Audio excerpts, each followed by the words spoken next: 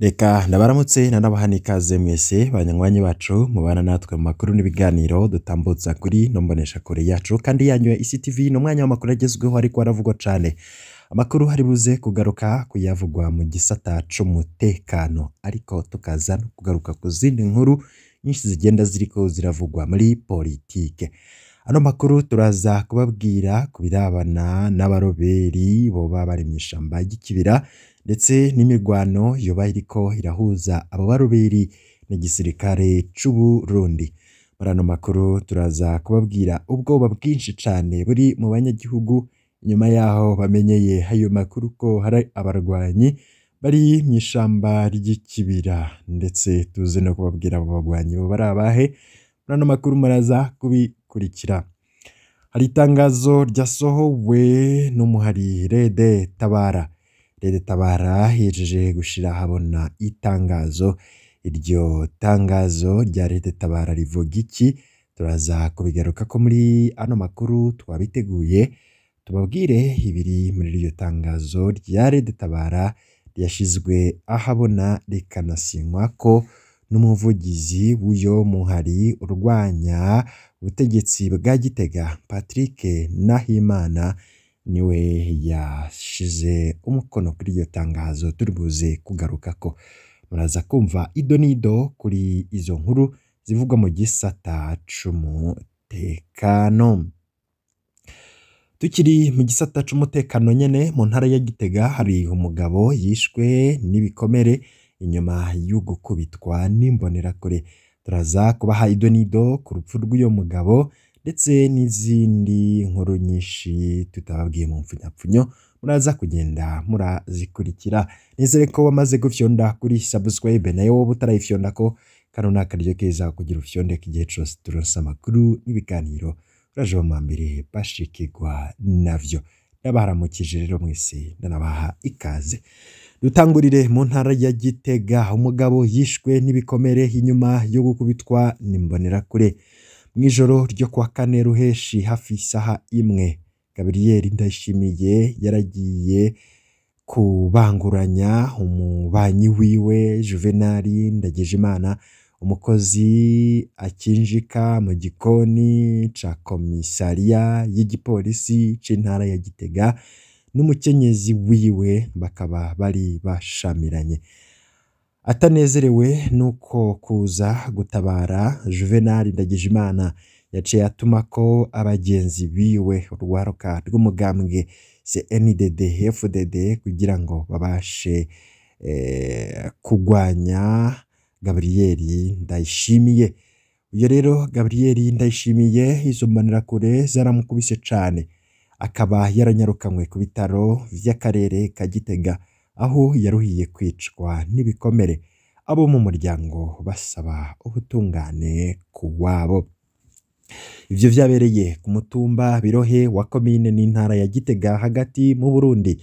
Juvenali Ndayishimiye yahamagaye imbonerakure abanywanyi b'umuhari w'urwaruka rw'umugambwe CNDD FDD aribo Aloyizi Bizimana ari mu batowe aho nyene, Rekimasi Ndayizeye umworozi na Danieli Twagirayezu umwubatsi. Abo barakubise cane Gabriel Ndayishimiye. Uwo yakubiswe yaciye ashirwa mu bitaro vy'akarere ka Gitega. Gabriel Ndayishimiye yishwe n'ibikomere aryamye ku gitanda mu bitaro vy'akarere ka Gitega ku w'indwi ruheshi uheze, inyuma y'imisi 3 akubiswe. Juvenali Ndayishimiye yarahagaritswe amara imisi 12 mu gashoka komisariya y'igipolisi c'intara kuva kwa gatanu gushika kwa 16 ruheshi. Yaciye ari kugwa mu nyuma. Batatu mu bo bakoranye icaha bagumye bidegemvya kandi baritembereza ataco binona. Abo mu muryango w'uwishwe barababazwa no kudahana kwabaye kuri izo mbonerakure, bagasaba ko zohagarikwa zigashirwa imbere y'ubutungane. Umukuru w'umutumba Birohe Innocent Hatungimana yanse kugira ico avuze kuri urwo rubanza. mu zindi nkuru ziriko ziravugwa mu gisata c'umutekano nari nakubwiye ko yinza kugaruka ku nkuru irabana n'itangazo ryashizwe ahabona n'abaroberi ba Rede Tabara. Abaroberi ba Rede Tabara bashize ahabona itangazo, ariko nanone iryo tangazo rije inyuma yaho Bubanza na Cibitoke hari ubwoba bwinshi inyuma yuko abantu bitwaje ibigwanisho binjiye mu kibira. Twarababwiye inkuru nyinshi cane zuko hari amakuru yatanzwe ku baroberi bo barinjiye mu gihugu baciye Kiribahondesi, abo bakaba baravuye muri Congo bakinjira mu Burundi. Abo baje kugwanya ubutegetsi bo bari bande? Abanyagihugu baba ku nkengera y'ishamba kama rya Kibira baratekewe n'ubwoba. Abantu bitwaje ibigwanisho bavuye muri Republika Iharanira Intwaro Rusangi ya Congo bakaba bari mu kibira ku bwabo. Kubw'intahe zegeranijwe aho nyene, abo bagwanyi baciye igihanga Mpanda mu Kizina ni Musigati bajabutse uruzi Mpanda. Ubwa mbere abanyagihugu b'i Buganda na Rugombo ku rubibe rwa Republika Iharanira Intwaro Rusangi ya Congo bavuga ko babonye abantu bitwaje ibigwanisho bajabuka Rusizi. Ku bwabo ni abaroberi ba Rede Tabara, umurwi witwaje ibigwanisho w'u Burundi ucumbitse muri Sud Kivu n'ubuseruko bwa RDC. Musigati abanyagihugu baratabaje abajejwe intwaro. Abapolisi n'abasirikare baragiye muri iryo shamba cimeza, ariko bavuze ko ataco babonye kidasanzwe. Bagarutse abanyagihugu barashimangiye bavuga ko hibonekeza abantu bitwaje ibigwanisho.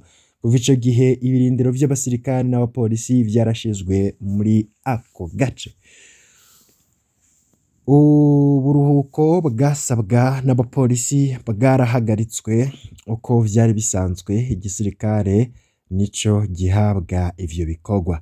Nivyemewe ko abapolisi bava ku birindiro bashizwe ko turi mu ruhagarara hamwe vyoba ari vyo ko abo bagwanyi boba bahari, niko vyavuzwe na rimwe mu masoko yo mu gipolisi. Imbonerakure abanywanyi b'umuhari w'urwaruka rwa CNDD-FDD nabo nyene baregeranijwe kugira ngo baje gufasha abo bajejwe umutekano, niko vyemezwa n'ababibonye. Kuva muri 2015 abantu bitwaje ibigwanisho bavuye muri RDC bakaba baragerageza kwigarurira ikibira kuva muri komine Musigati, ivyo bikaba vyaranse kugeza ubu. Imigwano rero ikaba yoba ikomeye n'ishamba kama ry'ikibira. Abarwanyi ba Rede Tabara n'abasirikare b'u Burundi ngo boba bariko baratana mu mitwe. N'amakuru tubandanya kubatohoreza umunota ku yundi mukagenda mumenya uko mu mutekano vyifashe. Mu yandi makuru ariko aravugwa, nabikubwiye ko umuhari Rede Tabara washize ahabona itangazo wiyamiriza ivyavuzwe n'umugwi w'abahinga bawo ni bavuga ko muri Republika Iharanira Demokarasi ya Congo abagwanyi ba Rede Tabara bahakora amabi atandukanye, kandi ko boba barishize hamwe n'iyindi migwi y'abaroberi. Rede Tabara hibandanya ivuga ko ibirindiro vyayo ikibifise ko atakirindiro na kimwe Rede Tabara yigeze yakwa, kandi kavugwa ko atawe uriko arayigaba ko ibitero ngo kuko Rede Tabara irafise inguvu, kandi ngo ntabwirika iratana mu mitwe n'abasirikare b'u Burundi nk'uko bivugwa n'abahinga ba ONU.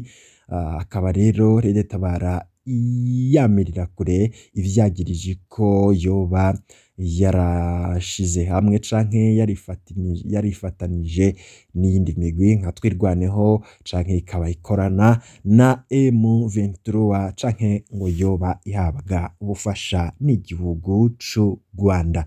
Nkuko rero biri muri iryo tangazo rya Rede Tabara. Rede Tabara bavuga bati itangazo kubamenyesha makuru. umugwi w'abahinga ba ONU muri Repubulika Iharanira Demokarasi ya Kongo muri raporo yabo iheruka yo kw'igenekerezo rya 13 z'ukwezi kwa gatandatu bavuze ko amasoko atandukanye yabandanije kuvuga ko hari ugukorana hagati ya Twirwaneho na Red Tabara. Iyo migwi yose bigaragara ko ifashwa n'u Rwanda kandi ikaba iriko irakorana na M23. Ivyo mpejeje kukubwira nyene niko vyanditse muri iyo raporo muri iyo raporo y'umugwi w'abahinga ba ONU. Red Tabara ibandanya ivuga iti Red Tabara iramenyesha ko ivyo vyagirije vyose ari ibinyoma kandi ko Red Tabara ataho ihuriye n'ivyo vyose biri muri iyo raporo.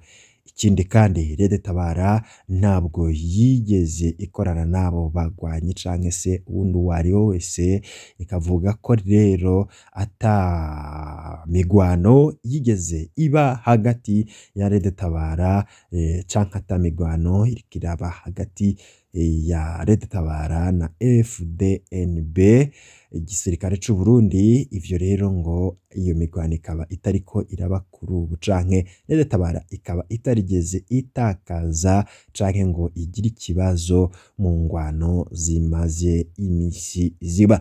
Red Tabara yagumanye ibirindiro vyayo kandi iracabifise kandi irabandanya gukora ibishoboka vyose mu gukora ibitero kandi atakibazo atankomanzi nimwe ihari. Amasoko yavuzwe biraboneka ko arayo kwibaza ko atarayo kwizera. Red Tabara ikavuga ko rero uwo mugwi w'abahinga ba ONU woraba nanone canke ukita cane kuri kazoza kugira ngo umenyeshe neza ko canke se wizere ko ushobora gukorera ku vyemezo vy'ukuri ndetse no ku masoko yizeye. Bikozwe kuwa 26 z'ukwezi kwa gatandatu 2023, Red Tabara Patrick Nahimana military spokesperson no muvugizi wa Red Tabara niwe yashize umukono kuri iryo tangazo. Ngivyo ivy'amakuru avugwa mu mutekano. Red Tabara iramirira kure ivyo yagirizwa, ariko nanone umugwi w'abahinga ba ONU akaba ari ivyo wagirije abo bagwanyi ba Red Tabara. Uyo rero muhari nawo ukavuga uti ivyo rwose ntabwo ari vyo, turavyamirira kure, nta birindiro vyacu vyafashwe, nta n'abantu bandi b'abagwanyi twigeze gukorana mu migwi canke se abagwanyi twoba dukorana nabo. Red Tabara iti irakomeye kandi ibirindiro vyacu biracahari. Ngivyo rero bivugwa mu gisata c'umutekano. Mu kanya turaza tubaha izindi nkuru turiko turabategurira.